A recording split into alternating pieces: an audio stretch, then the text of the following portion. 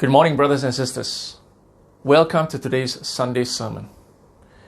We've not seen each other for quite a while now, haven't we? I pray constantly for God to watch over our churches and our families. In the weeks following the pandemic of COVID-19, our churches have become highly dependent on the internet, as sermons, worship, even seminars have to be delivered digitally. Let's be grateful to the brothers and sisters working hard behind the scene to deliver these contents to us every week. Our sermon today begins at a time when the leadership of God's people was passed from Moses to Joshua. Moses had done an incredible job for God leading his people to the edge of the promised land. But now it was time for Moses to go home to God.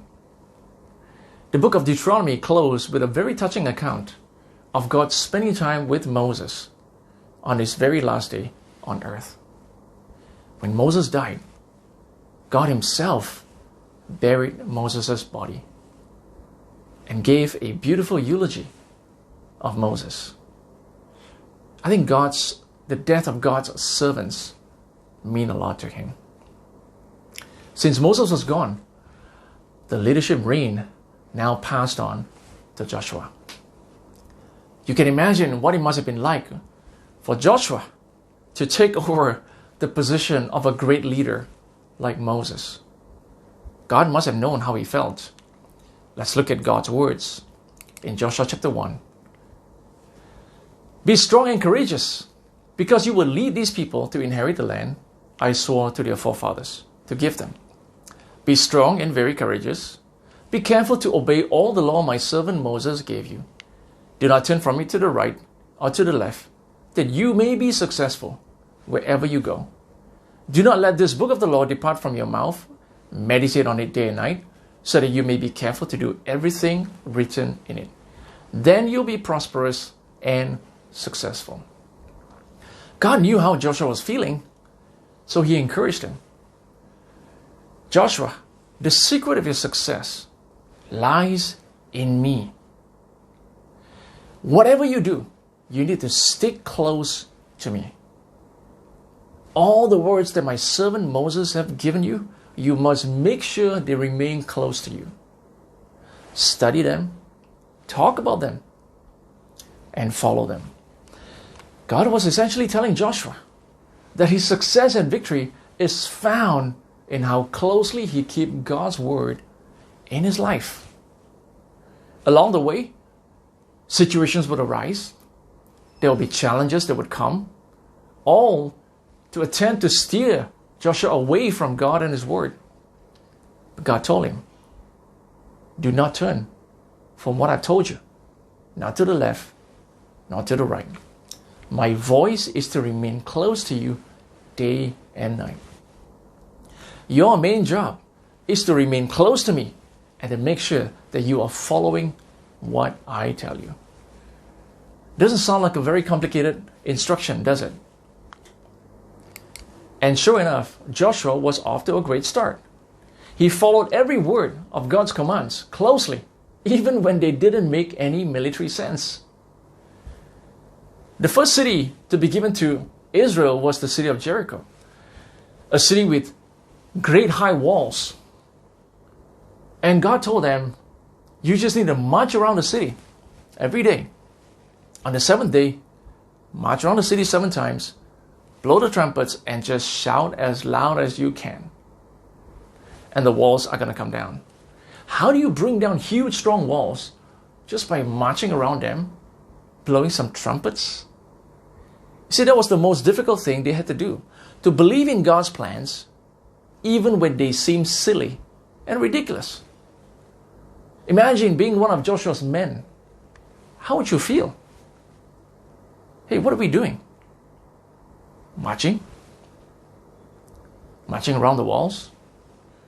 What, are we looking for cracks in the walls? Not really. Not sure. Marching. Didn't make sense. The men of Jericho were probably as confused as Joshua's men, looking down at these guys. What are you doing? Just walking around.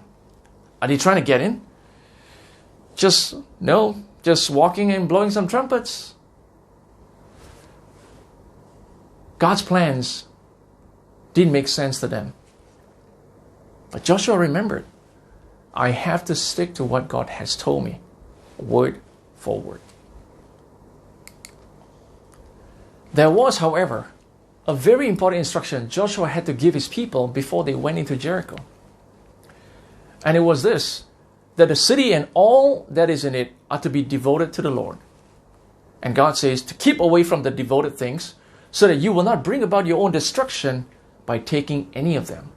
Otherwise, you will make the camp of Israel liable to destruction and bring up trouble on it. All the silver and gold and the articles of bronze and iron are sacred to the Lord and must go into his treasury. Everything from the first victory in the promised land was to be dedicated to God, much like the first fruits of the harvest. Joshua gave the people this instruction, and he should have followed through by making sure that no one took anything from Jericho. Since this was their first official victory in the promised land, his first campaign, it was hard to tell if everyone would take his words seriously. Unfortunately, they did not make sure that everyone obeyed that instruction. But the Israelites acted unfaithfully in regard to the devoted things. Achan, son of Carmi, the son of Zimri, the son of Zerah, of the tribe of Judah, took some of them. So the Lord's anger burned against Israel. One of the soldiers broke the command and stole some valuables from the city of Jericho. He stole a beautiful robe from Babylon, 200 silver coins, a gold bar. How Achan was able to sneak all those items out of the battlefield into his camp without anyone noticing is beyond me. After all, it was not as if he brought a backpack into the battle. They were all told nothing was to be taken from the city. Perhaps this is where some healthy accountability would have been helpful. If there was, Achan would not have gotten away with this, and Israel would not have been in trouble with God. But as it was, that happened, so at the very next battle against the city of Ai, they lost. So about 3,000 men went up, but they were routed by the men of Ai, who killed about 36 of them. They chased the Israelites from the city gate as far as the stone quarries and struck them down on the slopes. At this, the hearts of the people melted and became like water. It was supposed to be an easy one, according to the spies.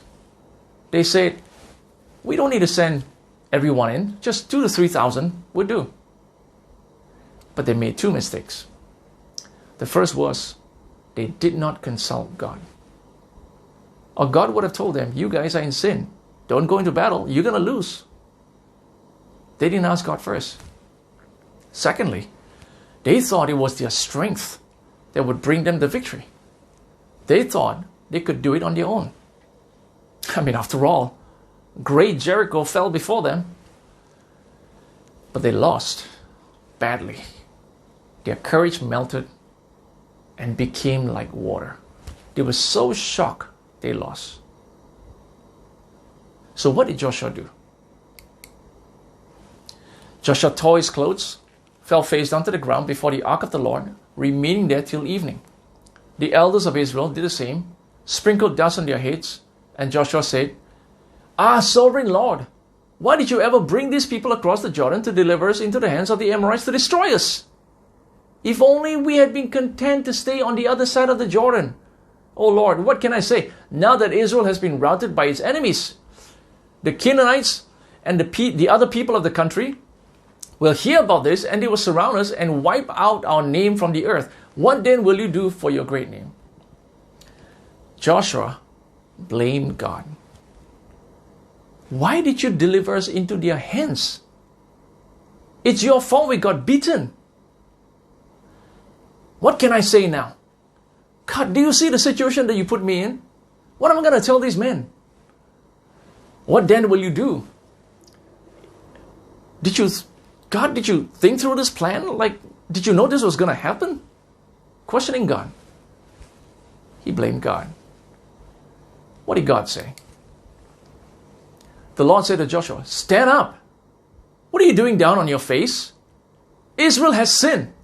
They have violated my covenant, which I commanded them to keep. They have taken some of the devoted things. They have stolen, they have lied, and they have put them with their own possessions. God gave Joshua a wake-up call. Stand up. What are you doing on your face? You're coming to me about something that you should be doing in the first place? Josh, have you no awareness of what's going on? Are you this disconnected with what is happening? You're complaining to me when there is sin in the camp that you have not dealt with. So God says, go consecrate the people. Tell them, consecrate yourselves in preparation for tomorrow. For this is what the Lord, the God of Israel, says, that which is devoted is among you, O Israel. You cannot stand against your enemies until you remove it. The word consecrate means to be set apart, to be holy, or to treat someone as holy. It's to remove ourselves or something from that which contaminates and pollutes. It's a conscious, deliberate act to stay away from something that corrupts us. And for Christians, it's a deliberate and intentional decision to live in a manner where we do not allow ourselves to be contaminated by sin or anything that would separate us from our holy God. The whole idea of consecrating ourselves is honoring the holiness of God. What is holy cannot be mixed with what is not. What is clean must be separate from what is unclean. And thinking about this concept is actually not very foreign to us. We actually have to practice this in our daily lives. Like when we bring our groceries home, don't we have to separate the raw meats from the fruits and vegetables? What happens if we don't? There will be cross-contamination. Harmful bacteria from the raw meat will be transferred to your fruits and vegetables, and we'll get sick. So if we don't want to get sick, we should be deliberate and intentional in setting our groceries apart, shouldn't we? Do we not make it a habit to separate dirty clothes from clean ones? If we are not sure if a shirt is clean or dirty, do we not check it first? We don't just throw it in with a clean pile. Most of us will probably just take a sniff to see if it's clean. Because we know the difference between how a clean shirt smells from one that is dirty. So in our daily lives, we are already in the habit of separating what's clean from what's unclean. The phrase social distancing has never been more used than today. We're all going through a very different way of living these past few months because of the COVID-19 virus. We still don't have a solution or a vaccine against this highly contagious and deadly disease. All the world can do at this point, from being infected, is to keep a safe distance from one another. In Singapore and in Malaysia, like other countries, we have even gone to the extent of telling people to remain inside their separate homes. I think everybody in the world today understands the value of being set apart from something that is dangerous. The consequences of not respecting the virus and not setting ourselves apart from one another can be devastating. And because of the virus, have we not also become more vigilant about hand washing? Are we also not aware of this new habit that whenever we go out, that we would put on masks? So today we can understand the value and the importance of being set apart from something that could harm us. We've also been advised to sanitize everything that we bring into the house, from delivery packages to even groceries. And in our home, this is our sanitizing area for everything. Nothing passes through the house without being purified first. Everything must be consecrated. We take no chances. It takes time. It takes effort. It's somewhat inconvenient. It has changed the way we live. But it's necessary, isn't it?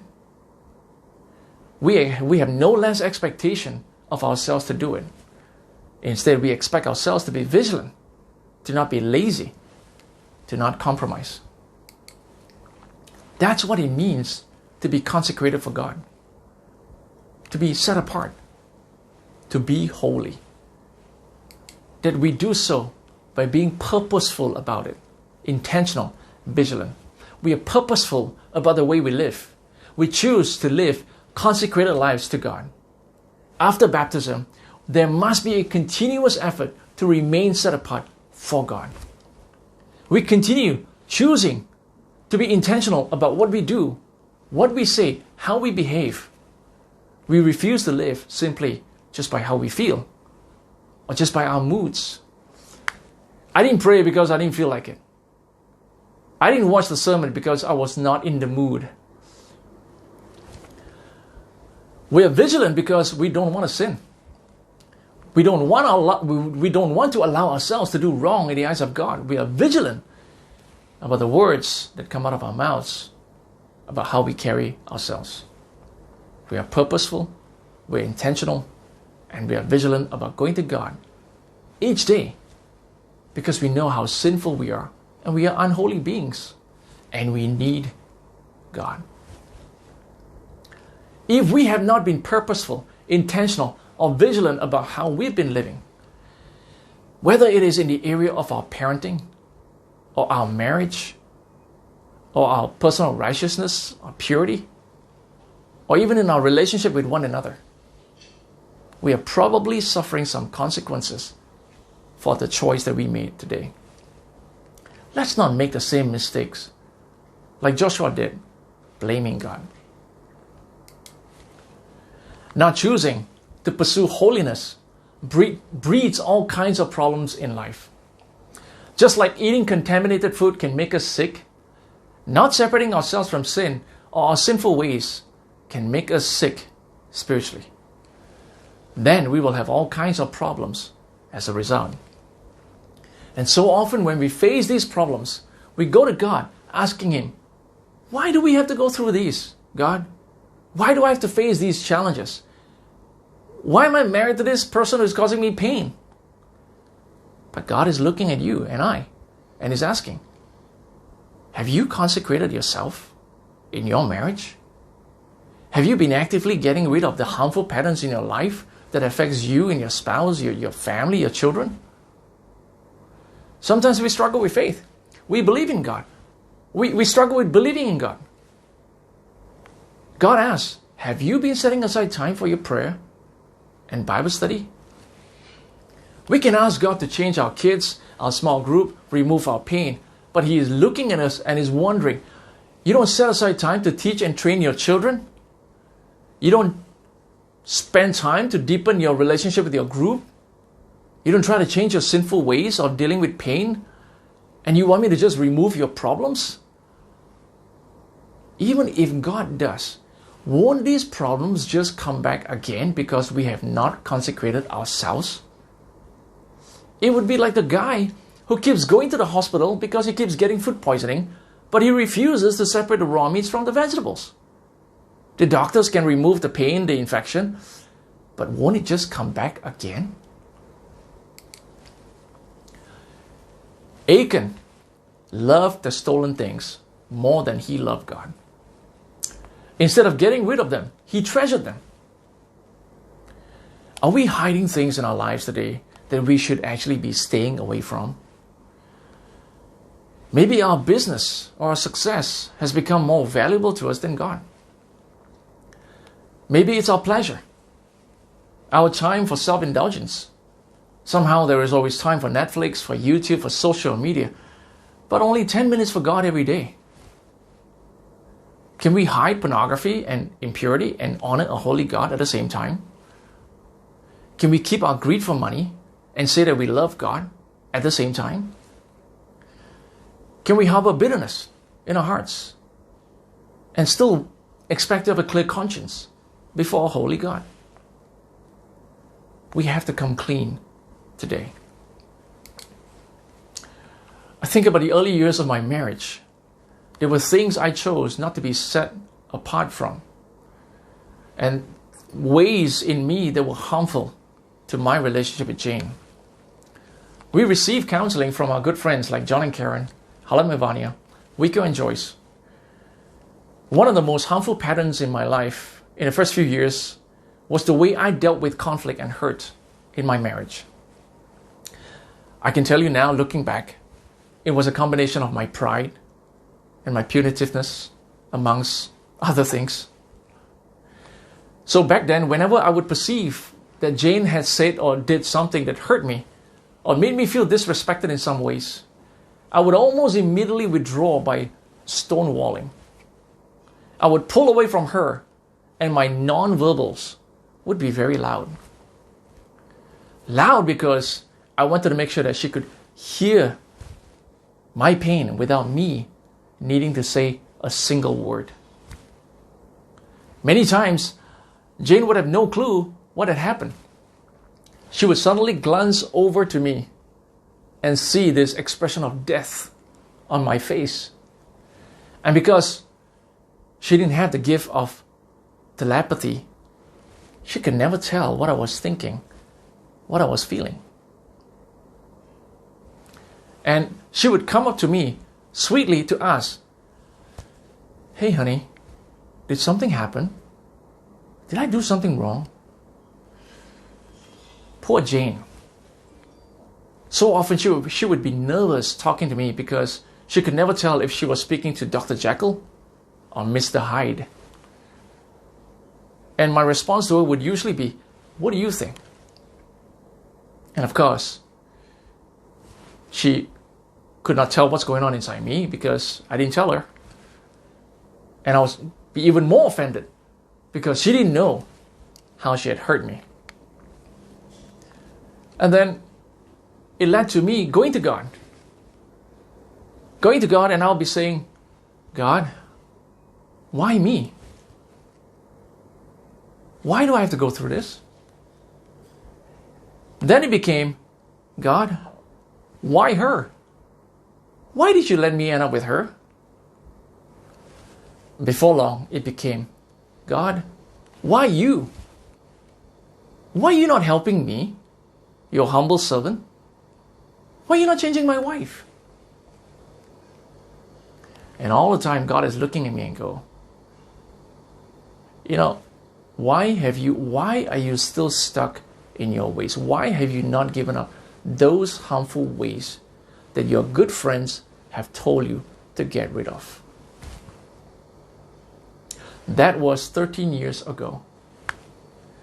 By the grace of God, I'm happy to tell you that I've repented of those ways. I've left them far behind. And that Jane and I today, our marriage is better than ever before. And we have better connection with one another. And we have a great relationship. It did take me to have to put in effort, to be intentional, purposeful, and vigilant about it. It was hard work. But I can now tell you that it was all worth it. Because it has given us back the marriage that we have always wanted. We'll be celebrating our 22nd anniversary end of this year. Hopefully in Japan. Brothers and sisters, as Christians, let's live lives that are set apart for God. Don't make the silly mistakes that I made, holding on to my pride and refusing to change, stubborn. There were lots of consequences and pain. Let's be purposeful, intentional, and vigilant about consecrating ourselves before our holy God. I wish you all a blessed weekend, and I leave you now with some reflection questions. God bless.